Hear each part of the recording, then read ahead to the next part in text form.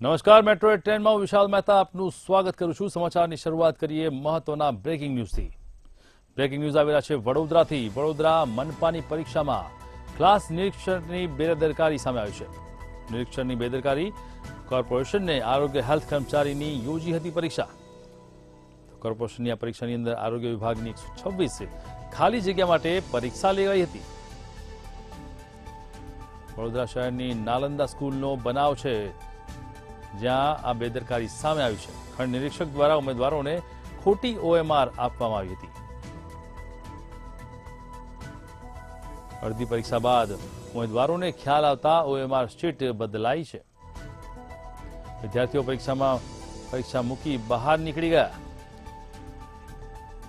300થી વધુ વિદ્યાર્થીઓ આપી રહ્યા હતા પરીક્ષા, જેમાં ખોટી OMRના કારણે વિવાદ વકર્યો છે। 126થી વધુ કેન્દ્રો પર ઉમેદવારો આપવાના હતા પરીક્ષા। તાલુકામાંથી આવું છું। અહીંયા જે મારે આજે વડોદરા મ્યુનિસિપલ કોર્પોરેશનની MPSW ની એક્ઝામ હતી, હેલ્થ વિભાગની। તો હું અહીંયા જે કાલે સવારે રાતના 8 વાગ્યાને બેઠો હતો। આખી રાતનું મેં ટ્રાવેલિંગ કર્યું, આખી રાતનો ઉજાગરો છે।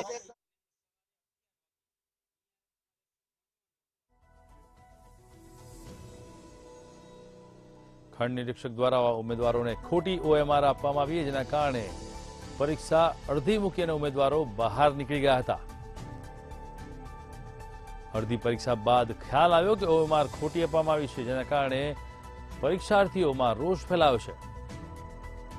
કોર્પોરેશને આરોગ્ય હેલ્થ કર્મચારીની પરીક્ષા યોજી હતી, જેની અંદર આ વિવાદ સામે આવ્યો છે। જિલ્લો તળાજા તાલુકાથી આવી છે।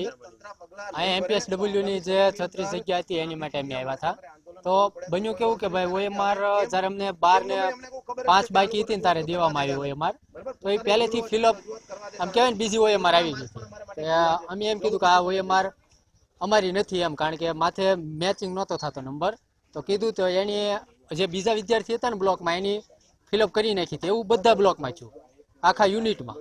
એટલે એક યુનિટના એક બ્લોકના પેપર OMR બીજા બ્લોકમાં વહી ગઈ।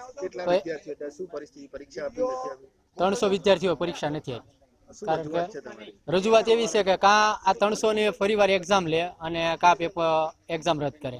કારણ કે હવે થાય એવું કે અમે કયા કારણોસર નથી આપી, પ્રશાસનની ભૂલ છે, બરોબર। એમાં કાંઈ અમારો વાંક નથી। હવે અમને અડધી કલાક ઉપર જ્યારે સમય ગયો 45 મિનિટ જેવો પેપરનો, પછી અમે રજૂઆત કરવા બહાર નીકળ્યા કે ભાઈ શું કરો છો એમ। ઓલા બ્લોકની અંદર જ બેહાડતા હતા, કાંઈ બહાર જવા દેતા નહોતા।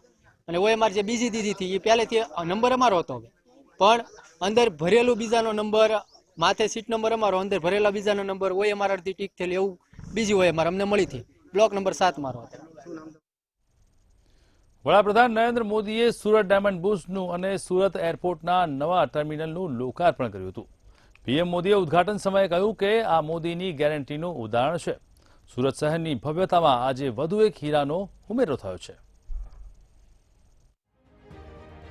વડાપ્રધાન નરેન્દ્ર મોદીએ સુરત ડાયમંડ બુર્સનું કર્યું લોકાર્પણ। નરેન્દ્ર મોદીએ સુરત એરપોર્ટના નવા ટર્મિનલનું કર્યું લોકાર્પણ। PM મોદીએ કહ્યું કે આ મોદીની ગેરંટીનું ઉદાહરણ। ડાયમંડ બુર્સના નવા ભારતના સંકલ્પનું પ્રતીક નરેન્દ્ર મોદી। વડાપ્રધાન નરેન્દ્ર મોદી વિશ્વના સૌથી મોટા હીરાના ટ્રેન્ડિંગ હબ એવા ડાયમંડ બુર્સ અને સુરત એપાર્ટમેન્ટના નવા ટર્મિનલના લોકાર્પણ માટે સુરત આવ્યા હતા। ત્યારે સમગ્ર સુરત શહેર મોદીમય બન્યું હતું। નરેન્દ્ર મોદીએ 8 કિલોમીટરનો રોડ શો કરી લોકોનું અભિવાદન ઝીલ્યું હતું અને બાદમાં કોન્વે ડાયમંડ બુર્સ પહોંચ્યા હતા। ડાયમંડ બુર્સનું લોકાર્પણ કર્યું હતું। ડાયમંડ બુર્સનું લોકાર્પણ કરતા વડાપ્રધાન નરેન્દ્ર મોદીએ જણાવ્યું હતું કે આજે સુરત ડાયમંડ બુર્સના રૂપમાં આંતરરાષ્ટ્રીય વેપારનું એક મોટું કેન્દ્ર અહીં તૈયાર છે। આજે દરેક પ્રકારનો વ્યવસાય એક છત નીચે શક્ય બન્યો છે। તે કામદાર હોય, કારીગર હોય, વેપારી હોય, સુરત ડાયમંડ બુર્સ દરેક માટે વન સ્ટોપ સેન્ટર છે। વધુમાં વડાપ્રધાન મોદીએ કહ્યું કે આજે આંતરરાષ્ટ્રીય સ્તરે વાતાવરણ ભારતની તરફેણમાં છે। આજે સમગ્ર વિશ્વમાં ભારતની પ્રતિષ્ઠા ચરમસીમાએ છે। સમગ્ર વિશ્વમાં ભારતની ચર્ચા થઈ રહી છે। મેક ઇન ઇન્ડિયા હવે એક મજબૂત બ્રાન્ડ બની ગઈ છે। મોદીએ સુરત ડાયમંડ બુર્સને પણ આ ગેરંટીનું ઉદાહરણ આપ્યું હતું. વડાપ્રધાન નરેન્દ્ર મોદીએ આજે સુરત એરપોર્ટના ટર્મિનલનું ઉદ્ઘાટન કર્યું હતું. ત્યારે તેમણે જણાવ્યું હતું કે પહેલા એરપોર્ટ ઝૂંપડી જેવું હતું. બસપોર્ટ સારું કે એરપોર્ટ સારું એવો પ્રશ્ન થતો હતો. આજે સુરત મિની ભારત બની ગયું છે. साथियों, आज सूरत शहर की भव्यता में एक और डायमंड जुड़ गया है और डायमंड भी छोटा मोटा नहीं है, बल्कि ये तो दुनिया में सर्वश्रेष्ठ है. इस डायमंड की चमक के आगे दुनिया की बड़ी से बड़ी इमारतों की चमक फीकी पड़ रही है.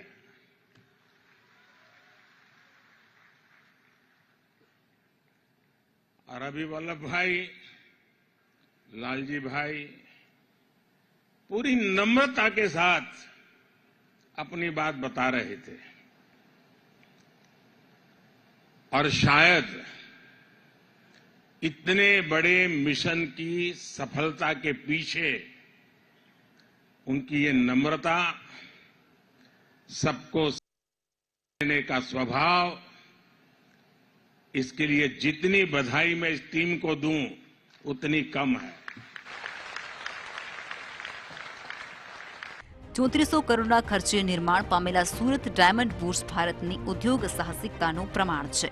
હવે જોવું રહ્યું કે સુરતના નિર્મિત ડાયમંડ બુર્સના સુરતના હીરાને ચમકાવવામાં, આપણી અર્થવ્યવસ્થાને વધુ વેગ આપવામાં તેમજ રોજગારીની તકોનું સર્જન કરવામાં કેટલું સફળ નીવડે છે. બ્યુરો રિપોર્ટ, મંતવ્ય ન્યૂઝ, સુરત.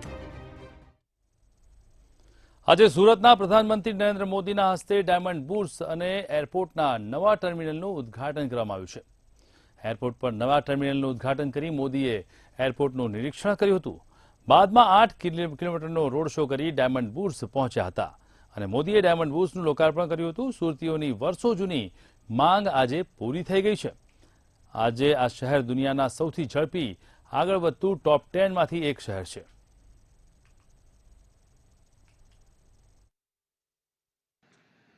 साथियों, आज सूरत शहर की भव्यता में एक और डायमंड जुड़ गया है और डायमंड भी छोटा मोटा नहीं है, बल्कि ये तो दुनिया में सर्वश्रेष्ठ है. इस डायमंड की चमक के आगे दुनिया की बड़ी से बड़ी इमारतों की चमक फीकी पड़ रही है.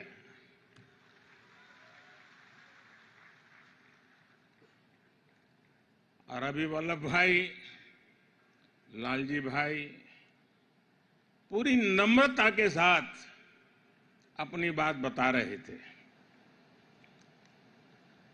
और शायद इतने बड़े मिशन की सफलता के पीछे उनकी ये नम्रता, सबको साथ लेने का स्वभाव, इसके लिए जितनी बधाई मैं इस टीम को दूं उतनी कम है.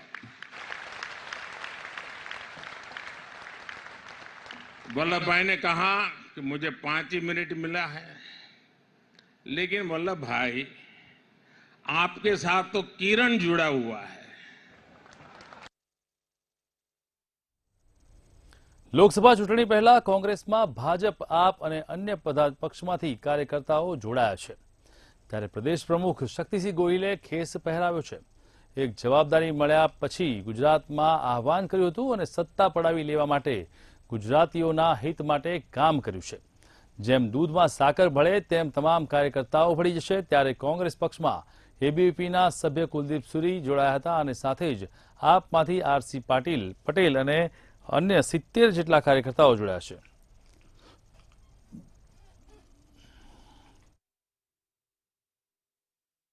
અખિલ ભારતીય વિદ્યાર્થી પરિષદમાં જેઓ પ્રદેશ કારોબારીના સભ્ય, ભારતીય જનતા પાર્ટીની યુવા વિંગમાં રહેલા સાથી ભાઈ કુલદીપસિંહ સુરી સહિત અનેક આગેવાનો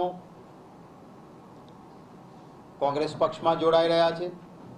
આમ આદમી પાર્ટીના ફાઉન્ડર મેમ્બર આદરણીયભાઈ શ્રી આરસી પટેલ એ કોંગ્રેસ પક્ષમાં જોડાઈ રહ્યા છે. સમાજવાદી પાર્ટી, એનસીપી અને અન્ય પક્ષોમાંથી જે લોકો આજે કોંગ્રેસ પક્ષમાં આગેવાનો જોડાઈ રહ્યા છે.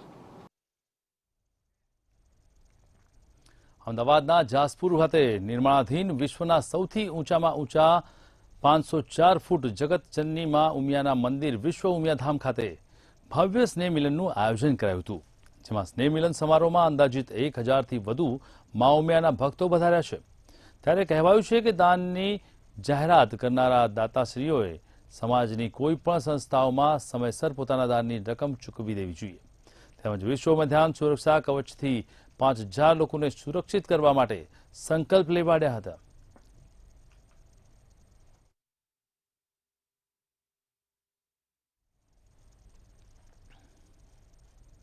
અમદાવાદ સાબરમતી જેલમાંથી ચોંકાવનારો કિસ્સો સામે આવ્યો છે, જેમાં સાબરમતી જેલમાંથી ગાંજો ઝડપાયો હોવાની ઘટના સામે આવી છે. સાબરમતી જેલમાંથી પ્રતિબંધિત 111 ગ્રામ ગાંજાની 25 પડીકીઓ ઝડપાઈ છે. એક કેદી પાસેથી 25 પડીકી ઝડપાઈ છે. કેદી સામે પોલીસે એનડીપીએસ એક્ટ મુજબ ગુનો દાખલ કર્યો છે. જે કેદી પાસેથી ગાંજો ઝડપાયો છે તે કાચા કામનો કેદી હોવાનું પણ સામે આવ્યું છે.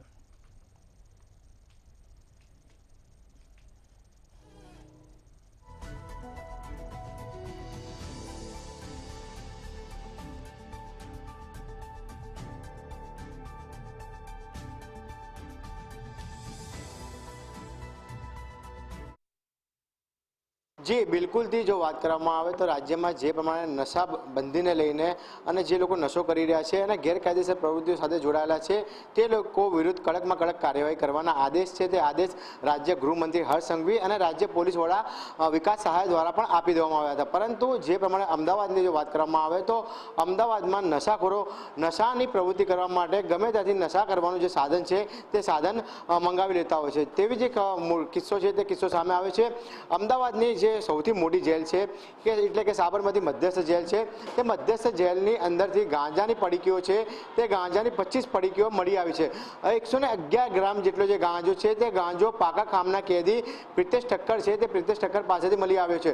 જો વાત કરવામાં આવે તો બહારથી જે પ્રમાણે જે સૂકો નાસ્તો કેદીઓને માટે લાવવામાં આવતો હોય છે તે સૂકા નાસ્તાની અંદર પ્લાસ્ટિકની થેલીમાં 25 જેટલી પડીકીઓ ભરીને જે ગાંજો છે તે ગાંજો સેન્ટ્રલ જેલની અંદર લઈ જવાતો હતો. ત્યારે જ જે સુબેદાર છે તે સુબેદારને જરાક શંકાસ્પદ લાગતા તે નાસ્તો ખોલીને જોતા તેમાંથી 25 જેટલી જે પડીકીઓ છે તે ગાંજાની મળી આવી હતી. અને જો વાત કરવામાં આવે તો લગભગ 111 ગ્રામ જેટલો જે ગાંજો છે તે ગાંજો ઝડપી પાડવામાં આવ્યો હતો. સાથે જ જો વાત કરવામાં આવે તો જે રાણી પોલીસ દ્વારા જે પાકા કામનો કેદી છે પ્રિતેશ ઠક્કર તેના વિરુદ્ધ એનડીપીએસ એક્ટ મુજબ ગુનો છે તે ગુનો રાણી પોલીસ સ્ટેશનમાં દાખલ કરી કડક કાર્યવાહી છે તે કડક કાર્યવાહી કરવામાં આવી છે. જી માંડલ તાલુકામાં મેઘમણી ફાઉન્ડેશન દ્વારા 17મો મહારક્તદાન કેમ્પનું આયોજન કરવામાં આવ્યું હતું, જેમાં 128 જેટલા ગામડાના લોકો જોડાયા હતા. માંડલ તાલુકામાં રક્તદાન મહાદાનનો મોટો કેમ્પ. મેઘાણી પરિવાર દ્વારા કેમ્પનું આયોજન. સરદાર પટેલની પ્રતિમાનું પણ કર્યું અનાવરણ. 128 ગામડાના લોકો જોડાયા રક્તદાન કેમ્પમાં. મેઘાણી ફાઉન્ડેશનનો આ 17મો મહા રક્તદાન કેમ્પ. માંડલમાં મેઘાણી ફાઉન્ડેશન દ્વારા છેલ્લા 16 વર્ષથી રક્તદાન કેમ્પનું આયોજન કરવામાં આવી રહ્યું છે અને આ વર્ષે 17મું મહા રક્તદાન કેમ્પનું મોટા પાયે આયોજન કરવામાં આવ્યું હતું, જેમાં વિરમગામના નાના ઉભડા, વડોદા, સોલગામ, બામણવા, વરમોડ, સૂરજપુર, વાગડ, મારણપુર, કસાવડા, નવાગામ, શિવપુરા, એકાદ, કુમાણા, દલોદ, અમરનગર, વાસણા, કડી, કોચાડા, ગુણપુર, રેબડી, કાલિયાણા, વડગામ, ધાસપુર, મોટા ઉભડા, પાટીડા સહિતના 128 ગામડાના લોકોએ આ રક્તદાન કેમ્પની અંદર ઉત્સાહભેર ભાગ લીધો હતો. કાર્યક્રમના વિરમગામના ધારાસભ્ય હાર્દિક પટેલ, મેઘમણી પરિવારના જયંતિભાઈ મેઘજીભાઈ પટેલ, નટુભાઈ મેઘજીભાઈ પટેલ અને રમેશભાઈ મેઘજીભાઈ પટેલ ખાસ ઉપસ્થિત રહ્યા હતા. આ અશ્વમેઘ યજ્ઞ છે. ગયા વર્ષે અમે 4000 બોટલો ભેગી કરી હતી મેઘમણી સંસ્કાર ધામમાં, અને આ વખતે 5000 બોટલ ભેગી કરવાનો પ્રોગ્રામ છે. લગભગ 5 થી 7 હજાર માણસો આજે જમવાના છે અને બ્લડ ડોનેટ કરશે.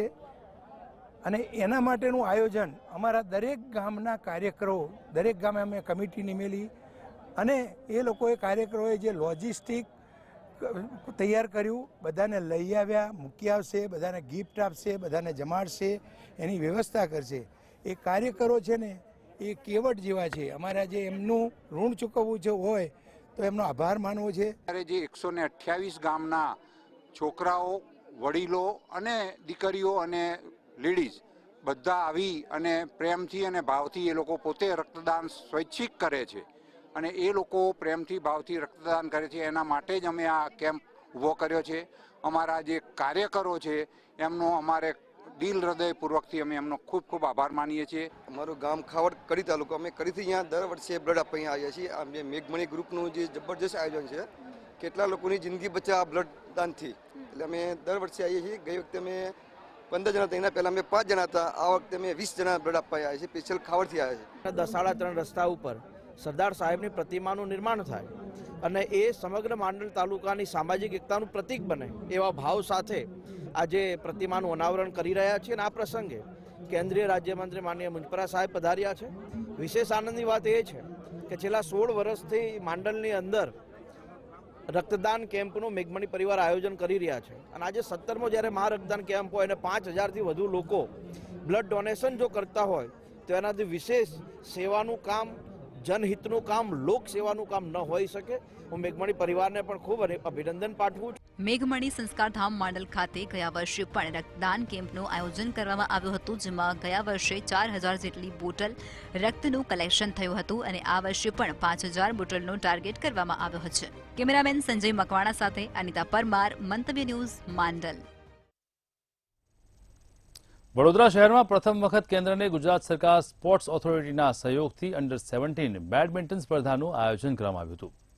Waghodia road district sports complex ખાતે આજે અંડર-17 બેડમિન્ટન સ્પર્ધાનો પ્રારંભ કરવામાં આવ્યો, જ્યાં 17 બેડમિન્ટન સ્પર્ધામાં દેશના વિવિધ રાજ્યોમાંથી ભાગ લેવા આવેલા 34 ટીમના 400થી વધુ ખેલાડીઓ પૈકી દિલ્હી ટીમની ગ્રુપ લીડરે ગુજરાત અને વડોદરાના વખાણ કર્યા હતા. ગુજરાતના સેક્રેટરી ઋષિ ભટ્ટ, વડોદરા સ્પોર્ટ્સ અધિકારી કૃષ્ણા પંડ્યા સહિત કાઉન્સિલર અને અધિકારીઓ ખાસ ઉપસ્થિત રહ્યા હતા.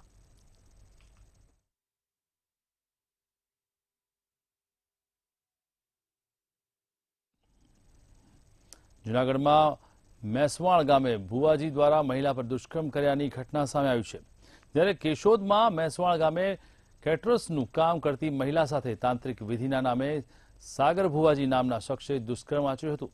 મહિલાને કેશોદ બસ સ્ટેશન બોલાવી અન્ય શખ્સની મદદથી તાંત્રિક વિધિના નામે કેશોદના મેસવાણ ગામે લઈ જઈ ભુવાએ દુષ્કર્મ આચર્યું. પોલીસે મુખ્ય આરોપી ભુવાજી સહિત મદદગારી કરનારા 5 શખ્સો વિરુદ્ધ છેડતી, દુષ્કર્મ અને એટ્રોસિટી સહિતની ફરિયાદ નોંધી ઝડપી પાડ્યા છે.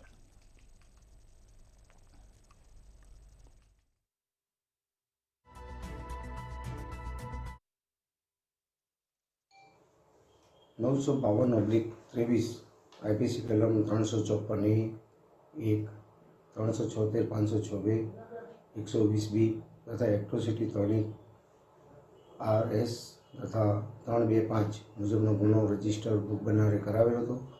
તેના આરોપીઓ આજરોજ અટક કરવામાં આવે છે, જેમાં મુખ્ય આરોપી ભીખુભાઈ ઉર્ફે સાગર ધીરુભાઈ બચુભાઈ કાયદેસરની કાર્યવાહી કરવા માટે ધરપકડ કરવામાં આવેલ છે.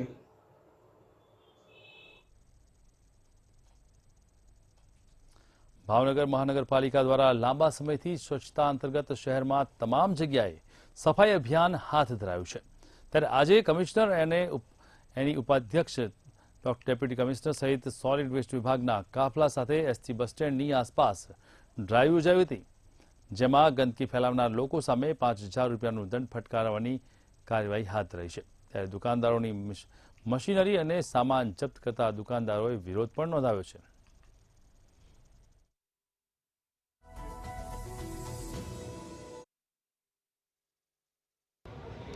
દુકાનની અંદર જે સામાન હતો એ બધો સામાન દુકાનની અંદરથી બહાર કાઢીને ગેસના બાટલા, સોડાનું મશીન, ટેબલ, ખુરશી બધું લઈ ગયા છે.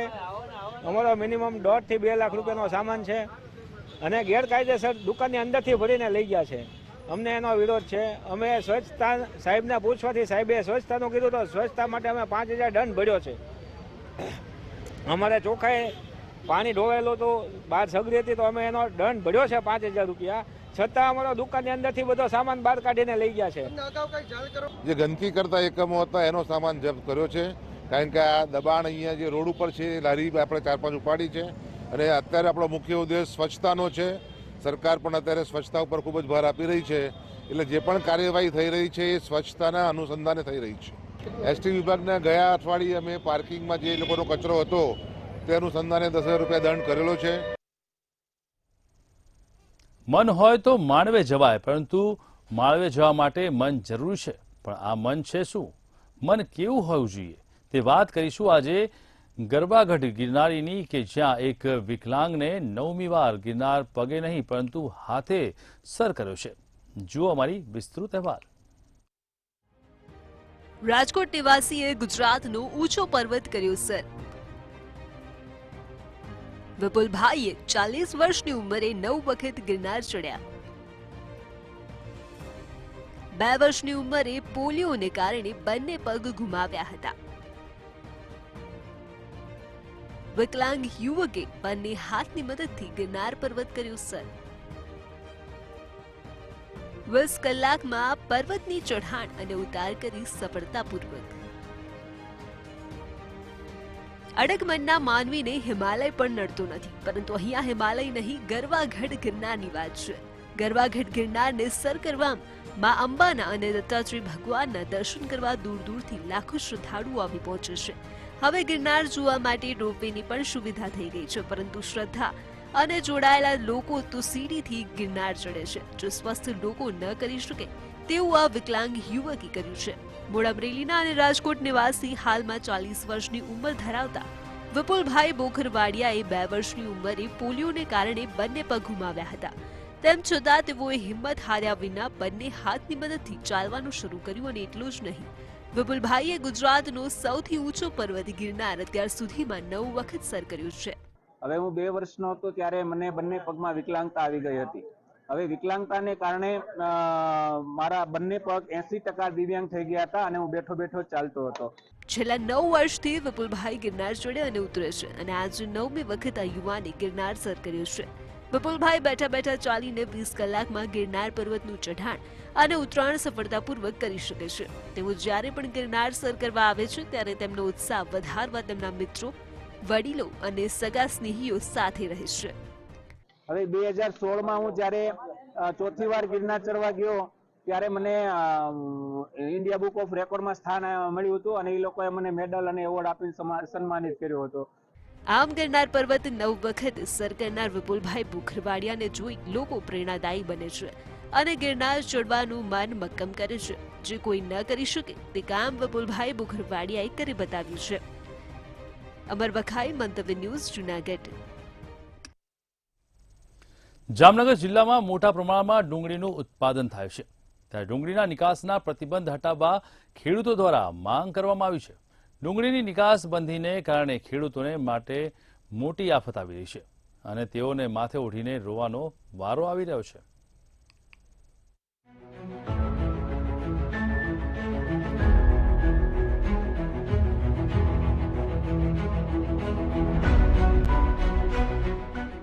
જામનગરમાં મોટા પ્રમાણમાં થયું ડુંગળીનું ઉત્પાદન.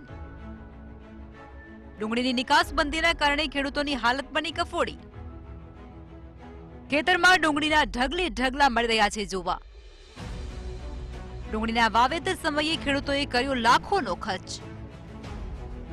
ડુંગળીની નિકાસનો પ્રતિબંધ હટાવવાની કરાઈ માંગ.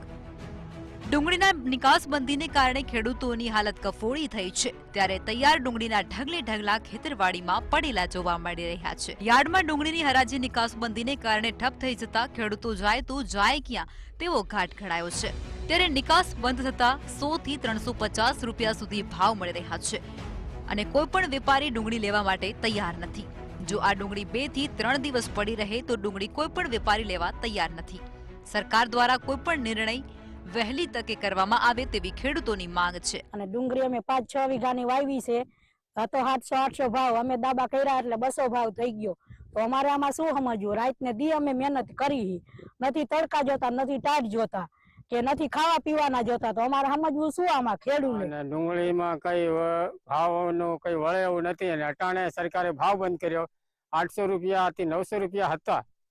ત્યાં ડુંગળીમાં અમે ઉપાડવાની કોશિશ કરી તો પછી ઉપાડવાનું તૈયાર થયું અને સરકારે ભાવ કાપી નાખ્યો.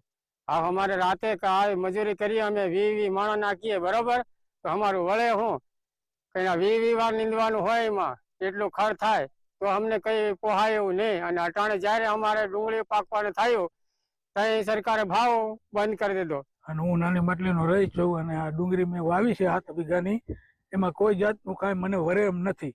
ભાવ હતો 700-800 રૂપિયા, અમે ઉપાડીને દાબા કરી લીધા છે અને ભાવ હવે ગગડી ગયો છે.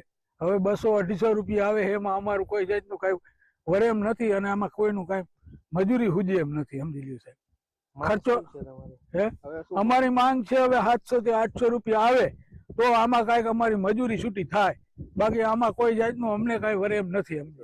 ભાવ ઘટ્યો છે. અત્યારે 900 રૂપિયા 800 થી 900 રૂપિયા બજાર આવતી હતી જામનગર આપા યાર્ડમાં, અને ઘટીને અત્યારે ઝીણી ડુંગળીના 100 થી નીચે આવે અને ઓલા 200-250 રૂપિયા આવે, વધીને 300 થાય છે બહુ સારી ડુંગળી હોય તો. બાકી અત્યારે કોઈ હિસાબે આ વસ્તુ પોહાય એમ નથી. ડુંગળીના વાવેતર સમયે ખેડૂતો લાખો રૂપિયાનો ખર્ચ કરતા હોય છે. જ્યારે ડુંગળી વેચવા જાય ત્યારે ડુંગળીના પૂરતા ભાવ ન મળતા ખેડૂતોના માથે આભ ફાટ્યા જેવી પરિસ્થિતિ સર્જાય છે. ત્યારે ડુંગળીના પોષણક્ષમ ભાવ મળે તેવી ખેડૂતો સરકાર પાસે ગુહાર લગાવી રહ્યા છે. જે પ્રકારે અત્યારે ડુંગળીની નિકાસ બંધ કરવામાં આવી રહી છે તે પ્રકારે જે ડુંગળીના ભાવમાં ઘટાડો આવ્યો છે અને જે પ્રકારે 900 થી લઈ અને 300 સુધી સીધો ઘટાડો કરવામાં આવ્યો છે અને જે ખેડૂતોને જે જ ભાવ અત્યારે 300 થી લઈને 100 સુધી ધડકમ નીચો થઈ ગયો છે ભાવ, અને જે પ્રકારે ખેડૂતોને હાલાકીનો સામનો કરવો પડ્યો છે ને ડુંગળી ખેડૂતોને અત્યારે રડાવી રહી છે. અમુક જે પ્રકારે ગામડા વિસ્તારમાં ખેડૂતો ડુંગળી ઉપર જ અત્યારે હોય છે, ડુંગળીના વાવેતર કરવામાં આવ્યા છે અને જે વાવેતરમાં અત્યારે તેને જે ઉપાડવાનું થાય ત્યારે તે ડુંગળીનો ભાવ ઘટી ગયો હોય છે અને જે યાર્ડમાં લઈ જાય તો ત્યાં પણ અત્યારે નિકાસ બંધના હિસાબે ડુંગળી સંભાળવામાં આવતી નથી અને ખેડૂતોની હાલાકી પણ અત્યારે કફોડી બની છે. જે પ્રમાણે ગામડાના ખેડૂતો અત્યારે ડુંગળી ઉપર રડી રહ્યા છે એવું લાગી રહ્યું છે અને જે અત્યારે ખેડૂતોની માંગ એક જ છે કે તાત્કાલિક ડુંગળીના ભાવ જે ઘટાડો થયો છે તે ઘટાડાને વધારવામાં આવે અને તે જ પ્રમાણે જે વધશે તો જ ખેડૂતોનો અત્યારે તેમાં ડુંગળી ઉપર જે ખર્ચો થાય છે વીઘે અને તો જ એનો તે સામનો કરી શકશે. તો સમાચારમાં અત્યારે બસ આટલું જ. મહત્વના સમાચાર માટે જોતા રહો મંતવ્ય ન્યૂઝ. નમસ્કાર.